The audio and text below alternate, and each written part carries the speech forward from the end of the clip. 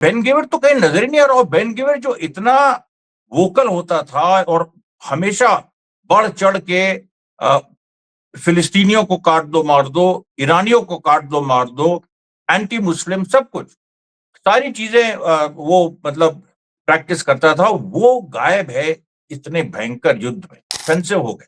आज भी वो डिफेंसिव ही है। और इसके पीछे आर्थिक कारण भी है। आर्थिक कारणों में तेल की बढ़ती कीमतें, जो कुछ समय के लिए गिरी थी, जब ट्रंप ने कल कहा था कि अब तो युद्ध समाप्त होने वाला है।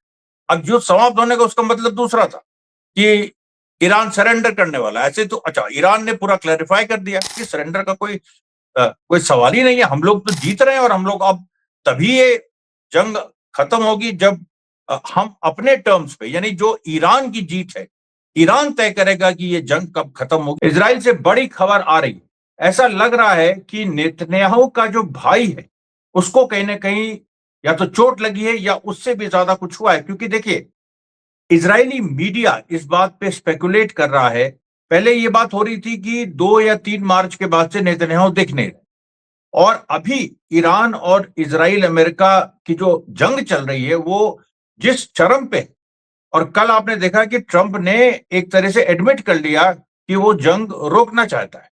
आज अमेरिका के तमाम लीडिंग आउटलेट्स, उन्होंने भी इस चीज को माना, यानी New York times, wall street journal, Washington post, उन्होंने भी इस चीज को माना कि जंग सही दिशा में नहीं जा रही। सही दिशा मतलब अमेरिका के हित में नहीं जा रही, और ट्रंप पे दबाव है कि वो जंग को खत्म करे।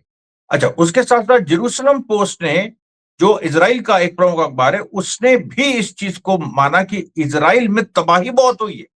पहली बार किसी इजरायली आउटलेट ने इस चीज को माना कि इसराइल में तबाही बहुत हुई है। और इसमें देखिए, संख्या की यहां तक बात है, हजारों की संख्या में या तो लोग मारे गए हैं या वो इंजर्ड है, और ये दिनों दिन बढ़ती जा रही है। जो आखिरी स्ट्राइक जो कल हुई थी, आज जो स्ट्राइक्स हुई हैं उनकी खबर शायद देर रात तक आएगी, लेकिन जो कल स्ट्राइक्स हुई थी जिसमें एक पूरा का पूरा तेल अवीव का एक हिस्सा वहां पर जो ईरान ने मारा था, तो जो उसकी वीडियोज आए हैं बिल्कुल एपोकलिप्टिक है, यानी अजीब से कयामत के दिन की याद दिलाते हैं वहां इजरायलियों ने ये वर्ड यूज किया, एपोकलिप्टिक। तो अब उसमें देखिए, कई लोगों के मारे जाने की खबर है। इजराइल ने कहा कि कुछ बाहर से जो जूस आए हुए थे, उज्बेकिस्तान से या कहां से। अब इजराइल का जो पूरा मामला है वो पूरी दुनिया से जूस बुलाता है, और कुछ कुछ को सिटीजनशिप देता है, कुछ को जंग में भेज देता है।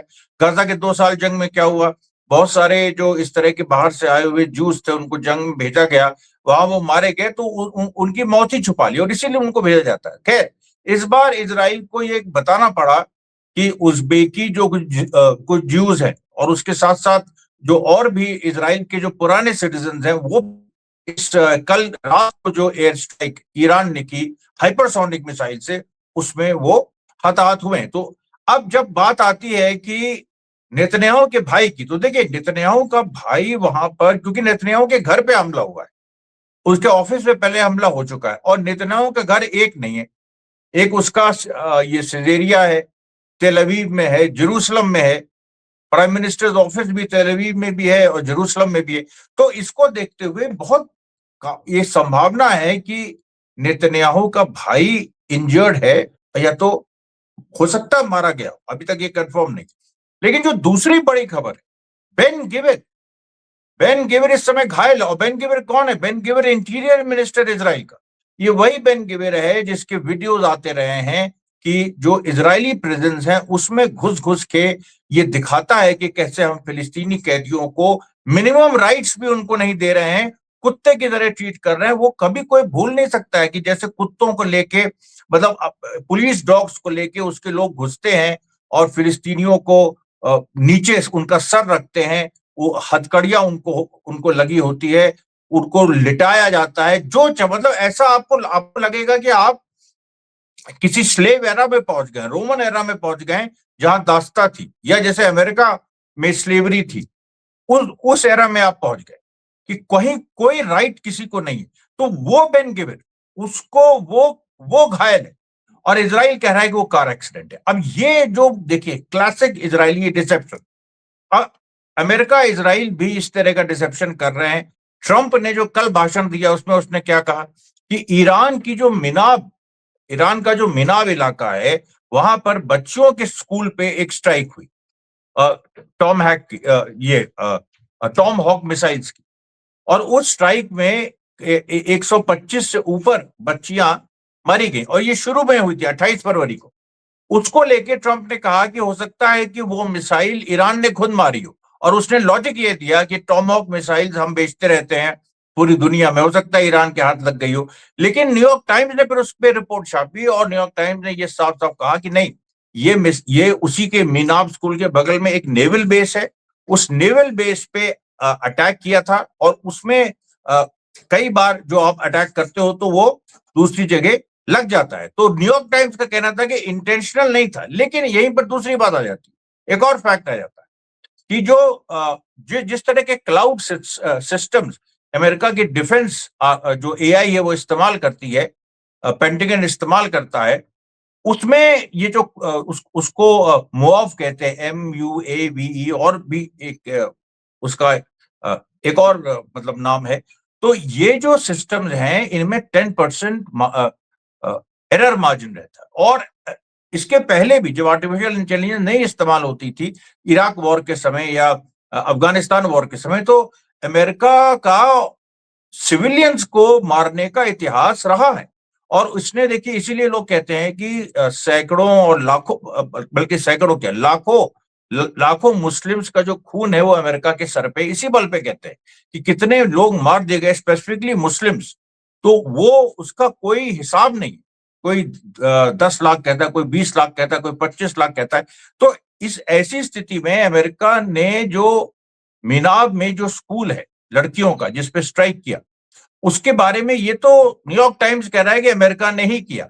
अब इंटेंशनली किया कि अनइंटेंशनली किया वो अलग बात है, लेकिन अमेरिका ने ये जानबूझ के भी किया हो सकता है, क्योंकि अमेरिका का हमेशा ये ये मकसद रहता है कि वो सिविलियन कैजुअलिटी के बारे में केयर नहीं करता। अगर वो देख रहा है कि एक सिविलियन खड़ा है, और ये 15 सिविलियन खड़े हैं और एक आदमी है, उसको मारना है दूर से, तो वो 15 सिविलियंस को मार देगा उस एक आदमी को मारने के लिए। ये लॉजिक है उनका। तो जब ये लॉजिक है तो उनके लिए महत्वपूर्ण ही नहीं है इस तरह की जो जिंदगियां हैं, जो हम जैसे एशिया के लोग लीड करते हैं, जीते हैं, उसका कोई मतलब नहीं। तो इसलिए देखिए, ये जो अभी बेन गिविर की बात आ रही है, बेन गिविर में 3-4 चीजें ऐसी हुई हैं कि जो सस्पिशन क्रिएट करता है। एक तो बेन गिविर दिखे नहीं है, वो 28 फरवरी के बाद से नहीं दिखा। वैसे तो फाइनेंस मिनिस्टर स्मोत्रिच वो भी नहीं दिखे, डिफेंस मिनिस्टर कार्ड्स दिखे, और नेतन्याहू भी बहुत दिनों किसी एक वीडियो कॉन्फ्रेंसिंग में। लेकिन बेन गिवर तो कहीं नजर ही नहीं आ रहा। और बेन गिवर जो इतना वोकल होता था, और हमेशा बढ़ चढ़ के फिलिस्तीनियों को काट दो मार दो, ईरानियों को काट दो मार दो, एंटी मुस्लिम, सब कुछ, सारी चीजें वो मतलब प्रैक्टिस करता था, वो गायब है इतने भयंकर युद्ध में, इतनी भयंकर जंग में, जबकि उसको रोज आना चाहिए, उसको चिल्लाना चाहिए था ईरान के खिलाफ, ये उसका नेचर था। लेकिन वो अभी कहाँ है? Where is Ben Gvir? ये बहुत बड़ा एक सवाल जो सबके सामने है। ये देखिए, ईरान इजराइल जो जंग है, या ईरान वर्सेस इजराइल अमेरिका जो जंग है, इसका ये टर्निंग पॉइंट हम कह सकते हैं। उसके बाद देखिए, कई अमेरिकन सोल्जर्स जो मारे गए, उसके बारे में नई नई ये खबरें आ रही है। कल बहराइन के एक होटल में ईरान ने स्ट्राइक किया। अब होटल्स में जो स्ट्राइक हुए, जैसे दुबई, अब दुबई में जो दुबई मरीना है, उस पर जो स्ट्राइक हुई थी 2 दिन पहले, अब वहां पर सीआई ऑफिस निकला। यानी जो दुबई और ये सब जो बड़े बड़े चमकीले जो शहर हैं, जिनमें कितने भारतीय और पाकिस्तानी और सब लोग जाते हैं, वहां रहते हैं बाकायदा, पूरी जिंदगी वहीं रहते हैं, वहां बहुत सिक्योरिटी है, चकाचौंध है, सब कुछ है। लेकिन उसी चकाचौंध के बीच मोसाद और सीआईए के ऑफिसर्स हैं जो बेकसूरों को मार रहे हैं जान से। गाजा के जेनोसाइड में दुबई वगैरह के बहुत सारे ऑफिसर्स यूज हुए हैं, जो वहां पर मोसाद के। यूएई के आप देखिए, अबू धाबी में भी इस तरह की है, कुवैत में भी ये स्थिति है, कतर में ये स्थिति है, बहराइन में ये स्थिति। तो ईरान क्या कर रहा है कि वो एक तरीके का जो उसकी स्ट्रेटेजी, कि एक तो इन एरियाज पे मारने से अमेरिका इजराइल की जो खुफिया एजेंसीज का नेटवर्क वो टूटता है, अमेरिकन सोल्जर्स जो फैले हुए हैं उनको मार पड़ती है, दुनिया के सामने सच्चाई आती है कि एक्चुअली इस चकाचौंध के पीछे और इस मस्ती के पीछे असलियत कितनी घिनौनी है वो भी सामने आती है। उसके साथ एक ये भी बात आती है कि जो अमेरिका के जो रडार सिस्टम है, जिनके बारे में अब साफ हो गया है कि अमेरिका की ईरान ने अमेरिका के रडार सिस्टम्स डिस्ट्रॉय कर दिए हैं और इसी वजह से जो थॉट्स उनका जो एयर डिफेंस सिस्टम है वो बेकार हो गया, क्योंकि रडार सिस्टम एयर डिफेंस को प्रोटेक्ट करते थे। यानी ईरान से जो मिसाइलें आ रही हैं उस वो थर्ड काउंटर मिसाइल मारता था, लेकिन अब थर्ड काउंटर मिसाइल नहीं मार पा रहा है। थर्ड जो कि अमेरिका का एयर डिफेंस सिस्टम है वो काउंटर मिसाइल नहीं मार पा रहा है। क्यों? क्योंकि रडार उसको बता ही नहीं रहे कि वहां से मिसाइल आ रही है। और क्यों नहीं बता रहे? क्योंकि रडार नष्ट हो चुके। तो ये जो देखिए पूरी एक एक ये जो पहलू है, ये जो ईरान ने अचीव किया है, ये एक बड़ी चीज है। उसके बाद आप देखिए तो इराकी रेजिस्टेंस और हिजबुल्लाह, इन्होंने जो चौतरफा मार की है, जिस तरीके से ये जैसे आज एक वीडियो आया कि खियाम खियाम जो कि जो नवंबर 2024 में भी लेबनान और इजराइल के बीच युद्ध हुआ था, हिजबुल्लाह और इजराइल के बीच, उसमें खियाम एक बहुत महत्वपूर्ण एक इलाके के रूप में उभरा। और खियाम में अभी देखिए तो पिछले 24 घंटों में 3 मरकबा टैंक्स, उसके वीडियोस भी आ गए, 3 मरकबा टैंक्स हिजबुल्लाह की फोर्सेस उड़ा चुकी। और हिजबुल्लाह के बारे में इसराइल का कहना था कि ये इसको हम डिसआर्म कर चुके हैं। लिटिनी रिवर के साउथ जो पूरा इलाका है, साउथ लेबनान, जो हिजबुल्लाह का स्ट्रॉन्ग होल्ड है, उसको हम डिस्ट्रॉय कर चुके हैं। क्योंकि संधि तो हुई थी 27 नवंबर 2024 को, लेकिन इसराइल पूरी तरह से विड्रॉ कभी नहीं किया। 5 जो एरियाज हैं लेबनान के उसमें वो काबिज रहा और फिर सीज फायर वायलेशन करता रहा। 3 से 4 हजार सीज फायर वायलेशन हुए।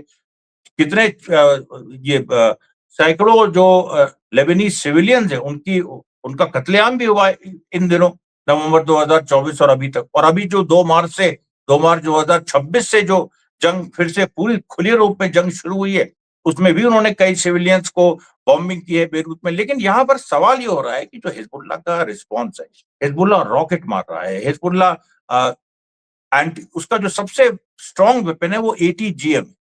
तो एंटी टैंक जो गन्स हैं हिजबुल्लाह के पास, वो खास हिजबुल्लाह ने ही डेवलप की हैं। और इसराइल के मरकवा टैंक्स के जो इंसेप्टर्स हैं उनको उनको ओवरवेलम करने की, तो ये जो देखिए चीज है कि मरकवा टैंक्स में इंटरसेप्टर्स हैं, वो खुद उन्होंने इस तरीके से उसको डिजाइन किया है कि उधर से हिजबुल्लाह मारेगा तो हम इधर से इंटरसेप्ट करेंगे। लेकिन अगर हिजबुल्लाह ने दो रॉकेट मार दिए या दो जो छोटी मिसाइलें वो मार दी, तो एक को पहले इंटरसेप्ट करेगा, उसी में दूसरा आ जाएगा। तो हिजबुल्लाह ने ये कैलकुलेट किया है कि जो टाइम है, यानी एक इंटरसेप्टर के लोड होने में और दूसरे इंटरसेप्टर के लोड होने में जो कुछ सेकंड्स का फर्क है, उसी बीच वो 2-3 मार दे, ताकि उसमें अगर एक इंटरसेप्ट भी हो जाए तो एक लग जाए। तो ये जो टैक्टिक्स है हिजबुल्लाह की, इसके बारे में हम पहले भी बता चुके थे, ये बात सामने आई थी। लेकिन बीच में फिर क्या हुआ कि वो लेबनान में संधि हो गई, युद्ध उस तरह से रहा नहीं। लेकिन अभी जो ये पूरी जो एक टेक्निक है हिजबुल्लाह की, जिसकी वजह से वो इसराइल पे हमेशा भारी पड़ता रहा है। और हिजबुल्लाह देखिए जो एक महत्वपूर्ण अंग है ईरान का एक्सेस ऑफ रेजिस्टेंस का, जैसे यमन है, हमास है, हिजबुल्लाह है। अभी इराकी रेजिस्टेंस भी देखिए, वहां पर जो नॉर्थ इराक में जो अर्बिल, वहां पर ऑयल फील्ड्स हैं, अमेरिकन बेसेस हैं, वहां पर लगातार मारा है। और वो काफी मतलब उन्होंने ड्रोन से जो उन्होंने अटैक्स किए हैं वो सैकड़ों की संख्या में। यानी आप सोचिए पिछले 48 घंटों में कम से कम 35 से 37 हमले इराकी रेजिस्टेंस ने किए हैं। और अमेरिका का जो अर्बिल में बेस है वो भी ऑलमोस्ट डिस्ट्रॉय, मतलब डिस्ट्रक्शन के करीब है। तो ये पूरा जो जंग का जो रास्ता, मतलब आज जो लग रहा था, जो लग रहा है कल, जिस तरह से ट्रम्प डिफेंसिव हो गए, आज भी वो डिफेंसिव ही है। और इसके पीछे आर्थिक कारण भी है। आर्थिक कारणों में तेल की बढ़ती कीमतें, जो कुछ समय के लिए गिरी थी जब ट्रंप ने कल कहा था कि अब तो युद्ध समाप्त होने वाला है।